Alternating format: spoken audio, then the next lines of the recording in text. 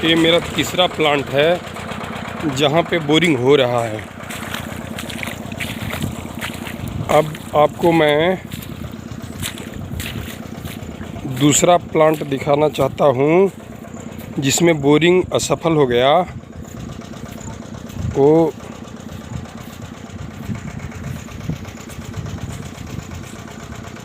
ये देखिए गड्ढा है, ये गड्ढा है इस खेत में।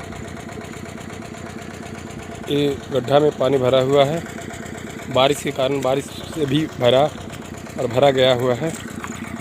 और ये देखिए ये गड्ढा जो है यहाँ पे इसके पास ये जो है यहाँ पे बोर हुआ है। ये दूसरा बोरिंग। और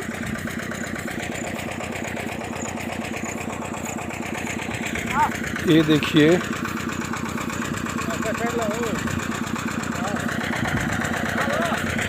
ये हमारा पहला बोरिंग है जो गड्ढा है। इस पहला बोरिंग में जो हुआ वो पूरी तरह से फेल हो गया, इसमें बिल्कुल पानी नहीं निकला। और ये देखिए उसका बोरिंग करने के लिए इस्तेमाल के लिए पहला जो गड्ढा खंदा गया था वो मेरा ये पहला गड्ढा है। और ये पहला गड्ढा में ये नाला है, इस तरह से पानी आने का सारा बना हुआ है। और अभी जो तत्काल जो तीसरा प्लांट का बोरिंग जो हो रहा है, जिसको मैंने पहले भी दिखाया अभी भी दिखा रहा हूँ, वो हमारा ये प्लांट है।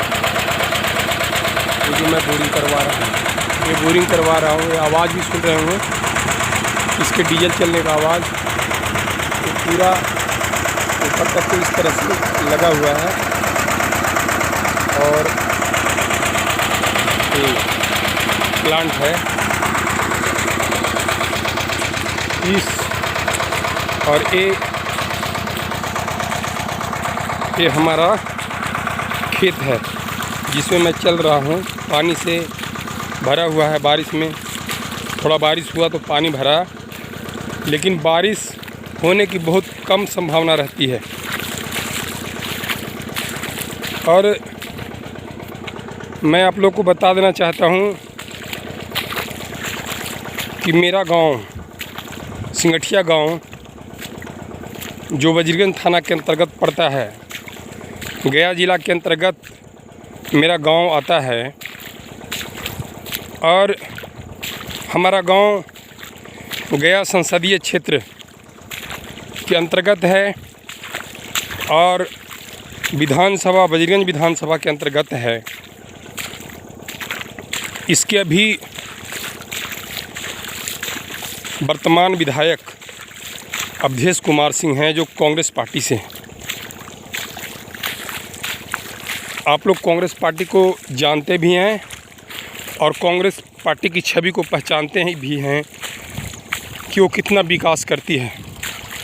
और ये आज लालू जी की आरजेडी के साथ है, जिसने बिहार में कितना विकास का काम किया है आप लोग उसे भली भांति जानते हैं। इस अवधेश सिंह के पीछे जो अभी जो कार्यकाल में अवधेश कुमार सिंह चल रहे हैं, उसके पहले वीरेंद्र सिंह विधायक थे जो भारतीय जनता पार्टी के थे। इन लोगों ने कई बार हमारे संसदीय क्षेत्र और विधानसभा क्षेत्र में पार्टी का बदलाव होते रहा। लेकिन मैं आपको बता देना चाहता हूं, अभी गया संसदीय क्षेत्र के जेडीयू प्रत्याशी जीते हैं संसदीय क्षेत्र से, जो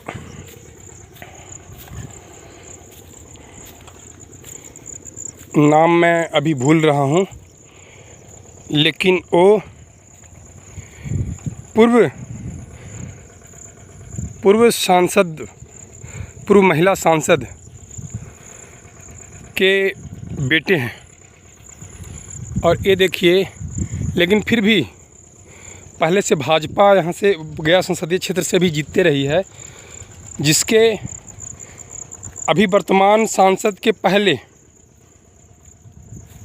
यहाँ हरि मांझी सांसद थे भारतीय जनता पार्टी से, उसके पीछे रामजी मांझी सांसद थे भारतीय जनता पार्टी से। लेकिन उन लोगों ने कभी भी इस क्षेत्र पर सही ढंग से ध्यान नहीं दिया। और मैं आपको बता देना चाहता हूं कि हमारा गांव का भौगोलिक संरचना जो है वो बहुत ही सुंदर है। आप जब हमारे गांव आएंगे और जिस पिंड पर पानी के ये जो पानी है, जब जल है जो, ये पूरा बहुत लंबा ही पतला, और ये बिहार सरकार की ज़मीन में जाती है। बिहार सरकार के ज़मीन से थोड़ा सा ऊपर लोगों का ज़मीन है जो जिसमें फसल उपजाते हैं, रबी फसल होती है। और ये रबी फसल तब होती है जब वर्षा का पानी सूख जाता है। और देखिए लंबा, आपको ये लंबा दिखाई पड़ रहा होगा, आपको बिल्कुल लंबा ये दिखाई पड़ रहा होगा। पानी बिल्कुल पतली ये इस तरह से इधर भी लंबा दिखाई पड़ रहा होगा। एक थोड़ा घूम करके उस तरफ जाता है। वो उधर हमारा एक पड़ोसी गांव है जो मलठिया, वो है। इसके बगल में इधर सहिया गांव है। हम सभी गांव बजरंग विधानसभा क्षेत्र के अंतर्गत आते हैं। मेरा कहने का तात्पर्य ये है कि ये महेर पहाड़ आप देख रहे हैं, जब बारिश होती है तो इस बारिश का पानी उसके माध्यम से भी ढल करके हमारे जलाशयों में आता है। और एक चीज़ मैं बता दूं आपको कि ये जो आपका पतला जलाशय दिख रहा है, वो सबसे पहले है जलाशय जो पहाड़ के नीचे है और पहाड़ के ढाल में है। तो यहाँ पानी आता है। यहाँ पानी आने के बाद हमारे पास 2 जलाशय हमारे गांव के आसपास में है, जिसमें एक जलाशय में पानी जाता है, उसके बाद उसके थ्रू दूसरे जलाशय में पानी जाता है। कहने का मतलब है कि हम लोग सिंचाई करने के लिए हमारे पास पर्याप्त मात्रा में जल उपलब्ध होगा। लेकिन तब जब बारिश की अच्छी संभावना होगी और ये बड़ा वाला जलाशय भरेगा। जब बड़ा वाला जलाशय भरता है तो इस बड़ा वाला जलाशय से, जिसको हम लोग समदा कहते हैं, यहाँ पर जो देख रहे हैं पानी, तो ये समदा का पानी से ये जो रबी फसल का खेत है वो भी डूबता है। तो कहने का मतलब है कि आप देखिए बहुत दूर दूर में जो फैला हुआ है वो पानी से डूबता है। जितना ज़्यादा पानी होगा उतना डूबता है। और ये यहाँ तक बांध है, जहाँ पर तक मैं खड़ा हूँ, ये हमारा पैर देखिए, ये हमारा पैर जहाँ पर है वहाँ तक ये बांध है। ये यहाँ तक के पानी डूबता है, तभी ये बांध को तोड़ सकता है। लेकिन बहुत कम ही संभावना होती है बारिश के पानी से जब ये बांध टूटता है। और मैं आपको बता दूं कि बहुत कम संभावना होती है जब बांध टूटता है। लेकिन जब ये पानी हो जाता है पूरा, तो इसका पानी और आगे जलाशयों में भी जाता है और लोग इसको खेत में वो अपने पाइपलाइन से, जिसको यहाँ हमारे मगध क्षेत्र में बोलते हैं ढोंगा, उसको खोलते हैं और उसको अपने अपने खेतों में लोग कुदाल के माध्यम से वो रास्ता बना कर के अपने अपने खेतों में ले जाते हैं। लेकिन वो बात तब की है, और धान की अभी खेती हो रही है। धान की खेती में देखिए, ये धान के कुछ खेती में पानी दिख रहा होगा आपको, इसे ये सारे पानी जो दिख रहा है, तो ये बारिश पर निर्भर करता है। और इसमें भी कुछ लोग जो डीजल के माध्यम से या कुआं में जल होता है, जिनका पुराना कुआं है वो खुदाई होकर के जो कुआं बना है होता है, उसमें भी डीजल लगा करके, छोटा डीजल आजकल उपलब्ध हो गया है किसान को लिए, उसे लगाकर भी वो पानी डाल करके उसके बाद खेती करते हैं। तो ये बहुत कम किसानों की पर्याप्त मात्रा में है। तो जो बेचारे गरीब किसान हैं वो खेती नहीं कर पाते हैं, उनका खेत ऐसा ही सूखा रह जाता है। इसीलिए ज़्यादातर लोग यहाँ जो है दौड़ धूप करके सेना में जाते हैं और तरह तरह की पुलिस, सेना और भी नौकरी के लिए प्रयास करते हैं और नौकरी की तरफ भागते हैं। लेकिन मेरे कहने का मतलब है कि मैं अपने माध्यम से केंद्र सरकार को और राज्य सरकार को बताना चाहता हूँ, माननीय प्रधानमंत्री श्री नरेंद्र मोदी जी और नीतीश कुमार जी को बताना चाहता हूँ, इससे काम तो चलेगा नहीं। क्योंकि आने वाला कल में जनसंख्या भी बढ़ेगी और जनसंख्या भी बढ़ेगी तो बेरोज़गारी भी बढ़ेगी। तो इस बेरोज़गारी का सीधा सा समाधान है खेती। और इस खेती में तब तक के रोज़गार उपलब्ध नहीं होगा हमारे मज़दूर भाइयों को या किसान को, जब तक कि इनको पर्याप्त सिंचाई के लिए सुविधा नहीं दी जाएगी। और एक बात और बता दूं कि हमारे गांव पर आश्रित यहाँ पर 6-7 गांव जो है वो दलित और पिछड़े भाइयों का है, जो हमारे यहाँ आकर के खेती बाड़ी करते हैं। लेकिन वो भी कैसे करेंगे खेती? वो भी खेती कैसे करेंगे? क्योंकि खेती तो तब करेंगे जब सिंचाई के लिए सिंचाई की उपलब्धता होगी, और सिंचाई की उपलब्धता होगी तभी फसल अच्छा हो पाएगा। और तो मैं वही बताना चाहता हूँ कि अगर केंद्र और राज्य सरकार अगर इस तरह का काम करती है, जैसा कि मैं पहले भी जिक्र कर रखा हूँ कि जब तेल हर क्षेत्र में पहुँचाया जा सकता है,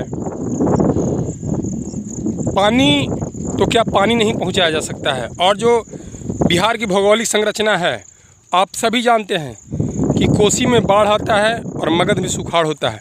हम लोग मगध क्षेत्र से आते हैं और इस मगध क्षेत्र से आपको मैं बता दूं कि मगध क्षेत्र में सुखाड़ होता है। तो मैं आपको उदाहरण भी बता दिया आप लोग को, जो एक खेत जो हरा भरा दिख रहा है वो सारे घास हैं। वो ये जो दिख रहा है आपको इस कोने पे मैं जो इशारा करके दिखा रहा हूँ वो सारे घास हैं। तो ये सब खेती तभी होगी जब सिंचाई के लिए जल उपलब्ध होगा, और ये थोड़े से पर्याप्त मात्रा में जल से काम चलेगा नहीं। और भी उधर बहुत खेत हैं जो इस तरह से हैं जिसमें धान नहीं होगा। तो आज मैं केंद्र सरकार और राज्य सरकार, जो डबल इंजन की सरकार बिहार में भी चल रही है, मैं उनसे गुजारिश करूंगा, प्रधानमंत्री मोदी जी और श्री नीतीश कुमार जी से गुजारिश करूंगा कि एक तिलैया ढाढ़र परियोजना का यहाँ नहर लाने का भी ये था। अब किस कारण वो रुकी हुई है, या अगर हो सकता है तो उसको ला करके और महेर पहाड़ के माध्यम से या हमारे जलाशय में किसी तरह अगर पहुँचाया जा सकता है तो पहुँचाने का काम करें। और नहीं तो दूसरी बात मैं ये भी कहना चाहता हूँ कि जैसे कोसी में बाढ़ आता है तो उस बाढ़ का पानी अगर डायरेक्ट पाइपलाइन के माध्यम से पहाड़ों पर गिराया जाए तो ये झरनों की तरह पानी बिखर करके और सभी लोगों के पास पहुंचाया जा सकता है। ये भी एक माध्यम है, क्योंकि मैं ये भी जानता हूं कि बिहार सरकार और केंद्र सरकार नदी को जोड़ने का काम कर रही है, लेकिन हमारा गया में जो फल्गु नदी है उससे हम लोग बहुत दूर पड़ते हैं। तो उस फल्गु नदी के पानी से हमारा सिंचाई होने की संभावना नहीं है। ये नहीं हो सकता कि जो है कि इस तरह का सिंचाई हो पाएगा। तो मैं यही कहूँगा कि वो जो कोसी का बाढ़ का पानी अगर पहाड़ियों पर डाल दिया जाए तो वो ढलान के थ्रू जो है कि कहीं ना कहीं जलाशय में उसकी उपलब्धता हो जाएगी, और उससे किसान भाई उस जलाशय को खोल करके अपने खेतों को सींच सकते हैं। उससे फसल अच्छी होने की संभावना है। दूसरी बात कि अगर वो नहीं हो तो मैं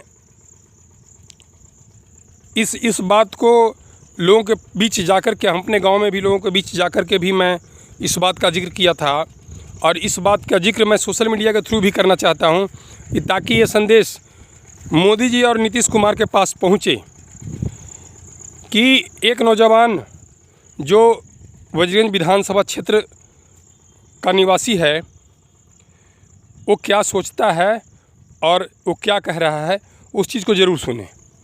मैं ये चाहता हूँ कि ये जो पिंड है, ये पिंड जो है, ये खेत से, ये खेत जो देख रहे हैं, खेत से जो बगल जो पिंड है, यहाँ से लेकर के और पानी का कुछ दूरी तक, जो कि नक्शे में आ जाएगा आपको, पूरा बिहार सरकार की ज़मीन है। इस बिहार सरकार की ज़मीन में बहुत बड़ा बोरिंग, आप उसको टेक्निकली मैं नहीं कह सकता कि आप लोग कैसे करते होंगे, क्या करते होंगे, तो मैं बहुत बड़ा बोरिंग का मांग करता हूँ यहाँ पे कि बहुत बड़ा बोरिंग हो या बोरवेल हो, बहुत बड़ा कुएं की तरह, और उसका वो पाइपलाइन, पाइप नीचे से वो पानी को खींचे, बहुत बड़ा मशीन हो, उससे मशीन एक बहुत बड़ा एंगल पर खड़ा हो या फिर दीवार बना करके जैसे भी उस मशीन को ऊंचा खड़ा कर दिया जाए, और यहाँ पर पानी की उपलब्धता, पानी जो है कि इस पानी उसे पूरे साल तक के भरा रखा जाए।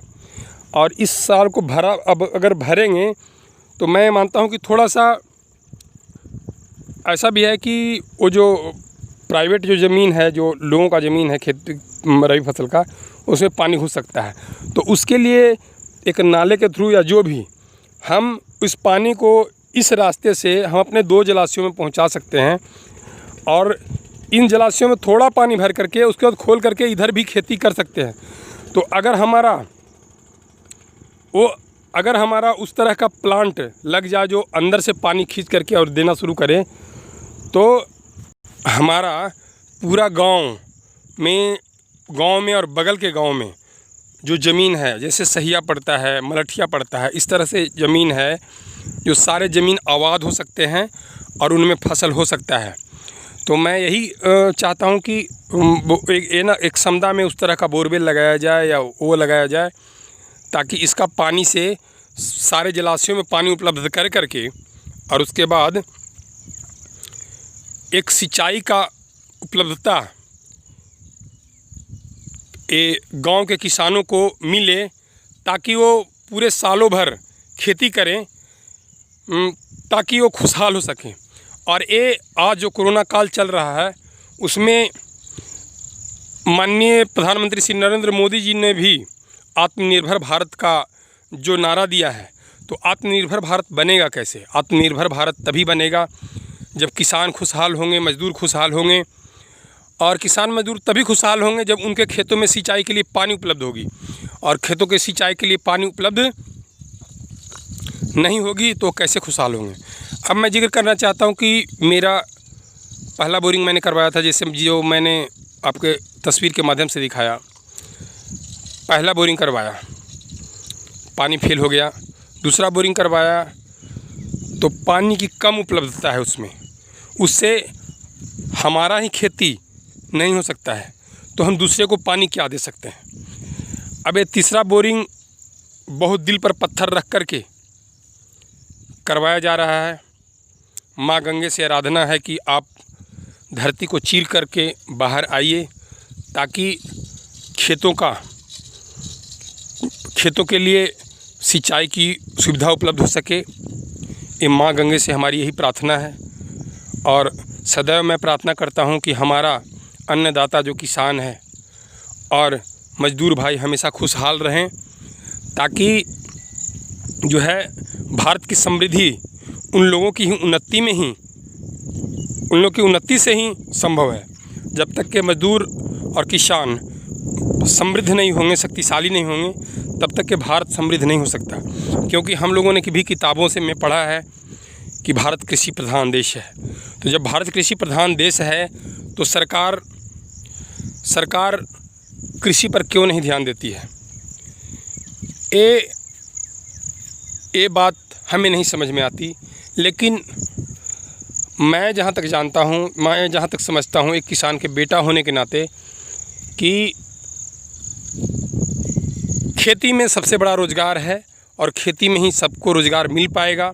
आने वाले कल में सबको नौकरियां संभव नहीं है। सबको अगर रोज़गार मिलेगा तो इस खेती में ही रोज़गार मिलेगा और इस खेती से ही लोगों अपना पेट पालेंगे, भरण पोषण करेंगे, अपने बाल बच्चों का भरण पोषण करेंगे।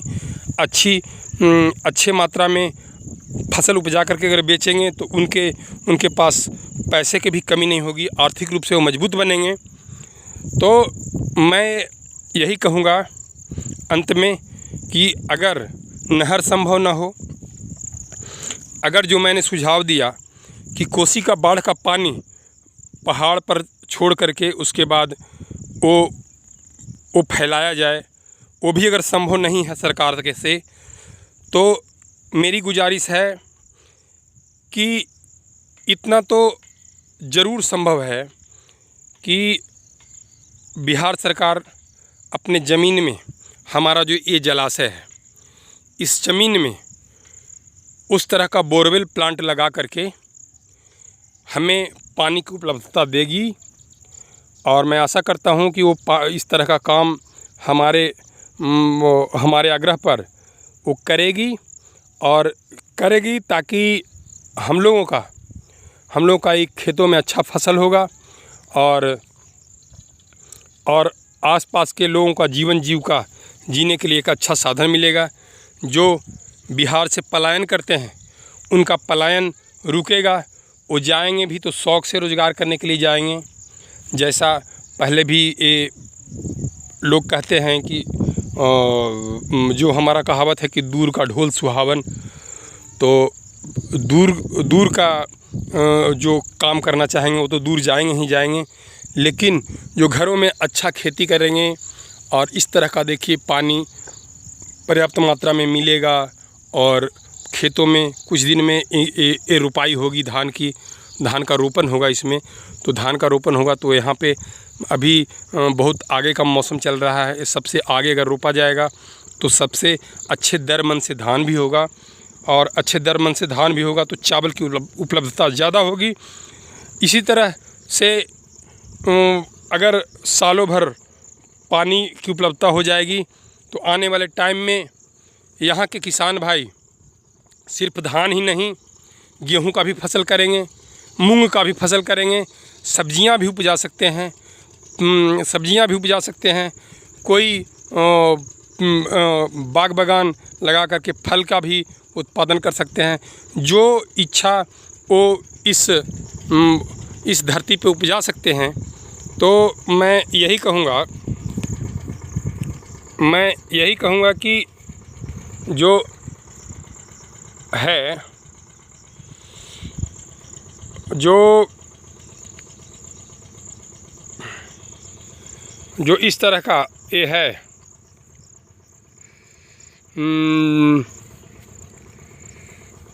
जो